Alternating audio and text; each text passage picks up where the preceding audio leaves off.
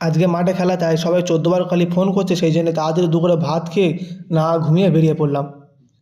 সব খেলার টিমগুলো আসার কথা ছিল সামথিং 2টোর সময়, কিন্তু কেউ এসে পৌঁছয়নি। শুধু খেলার টিম না, দলের ছেলেটাও কেউ এসে পৌঁছয়নি। কী করছে বুঝতে পারছি না। ঘরে বউ বাচ্চা নেই, তারপরে এত দেরি কেন কে জানে। বউ বাচ্চা হলে কী করবে কে জানে। এই দুজন কি আরামসে ঘাস খাচ্ছে।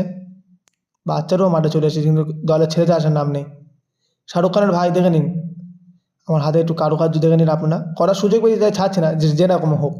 সুযোগ পেলে ছাড়া যাবে না ভাই, সুযোগ পেলে কাজে লাগাতেই হবে। এইগুলো হচ্ছে খেলার টপিক ভাই। মগগুলো কি জন্য দিয়েছে ভাই? কারণ খেলতে খেলতে হাঁকা পেলে গিয়ে ছুঁচো পাবে, মগ কেন দিচ্ছে বুঝতে পারছি না। তালবেশ না এক্স, যাই হোক, নিজে লিখেছে মানে গর্ব করতে হবে। খুব সুন্দর, দলের ছেলে বক্তৃতা দিচ্ছে, খুব সুন্দর। টপিকটা তো সেই লাগছে, সেই স্বাদ, তাই না? মনে হচ্ছে নিয়ে পালায়।